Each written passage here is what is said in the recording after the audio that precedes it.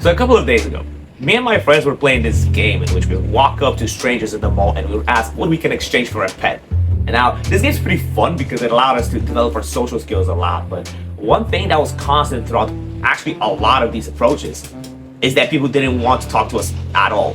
It's not like they didn't have anything to trade, it's just that when we would walk up to them, let's say I have a pet, right? I'd walk up to somebody, I'd ask them, yo, what can you give me for this pet?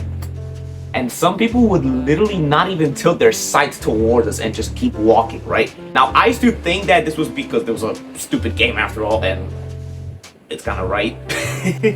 But there was one thing that both me and my friends used to do very often that I genuinely believe if you are able to not do this mistake, your social skills can genuinely go up. This is how you make people actually want to talk to you. This one trait, so honestly, this is what creates charisma in my opinion. This is what makes a charismatic man. I don't know why I'm stuttering, but this one trait is simply creating a positive setting. Now, you're probably thinking, what the fuck is this dude talking about? What it means is that when you create a positive setting, when you're speaking to somebody, am I fucking dumb? Maybe perhaps I don't even know what I want to talk about, but essentially, let me give you an example. This is probably the best way to explain it. Let me give you an example real quick. Who would you rather work with? Imagine two workplaces, right? One of them has a boss that's very positive, speaks overall in a positive mood, smiley, like I am, actually wants to work with you, he's not just a robot. Or would you rather work for the other guy who's sitting there, not even gonna say much, barely holds eye contact with you, and he's just like, we have mailed 20 sales today. Good job.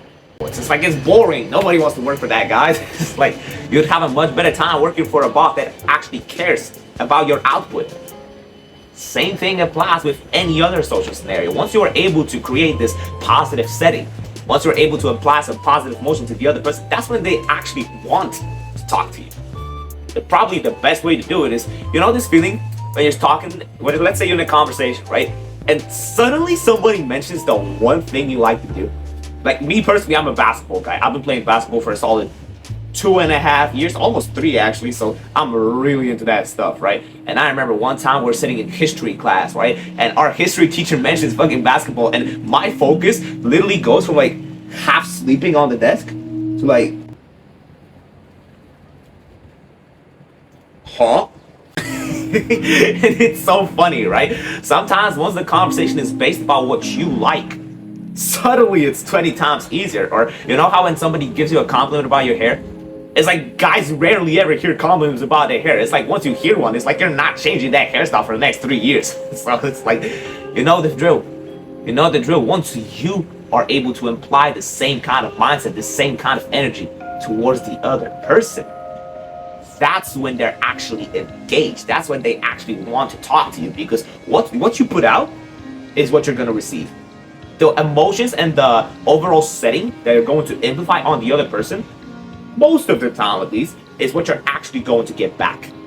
So if I spoke to you in like this arrogant way, let's say I randomly bumped into you on the street and I was like aggressive and shit, what are you going to do? You're gonna react in the exact same way. Your nerves are gonna jump up. You're either gonna fight back or you're gonna get very nervous and stuff. This is normal.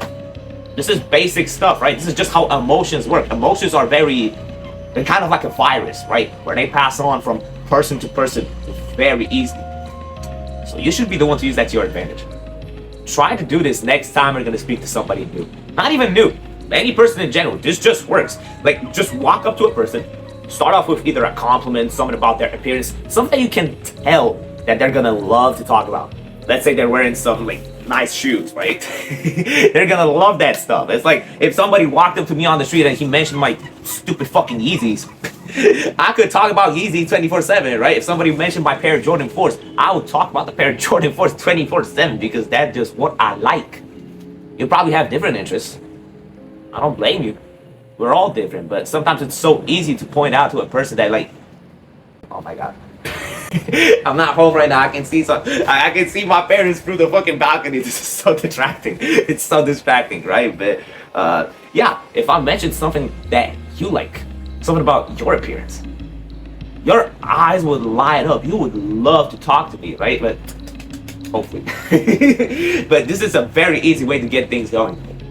This is genuinely something you should definitely add to your social skills bag. This is the one thing that you should always do. Just start with a positive setting. Once you're able to adapt this positive setting in the beginning of a conversation, what these people are going to associate you with is the positive emotions they had whilst talking to you. Therefore, they're going to be much more likely to come back. Trust me, most of the time, we don't miss people. Now, what I'm going to say is going to sound pretty toxic, right? But for a lot of people, we don't miss the people themselves. We miss how we felt around those people.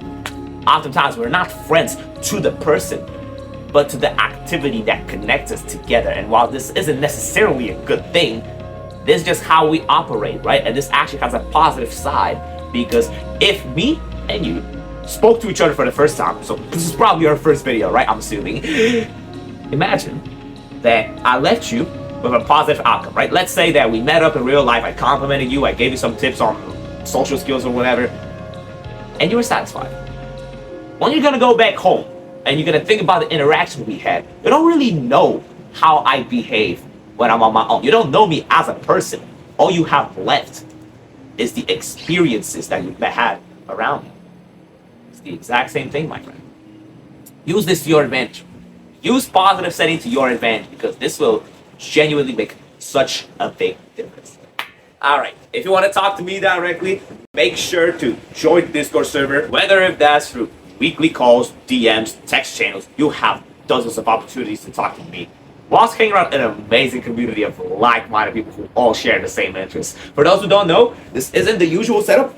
I'm in Spain right now. This is... I can't stress this enough. This view is insane, right? I know kind of like the barriers are kind of covering it, but I'm pretty sure you can still see it.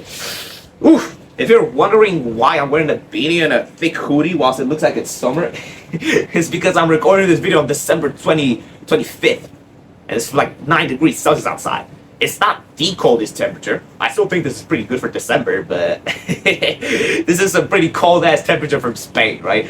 Like low key, whilst I love being here, I kind of can't wait till I'm gonna get back home so I can get back to work.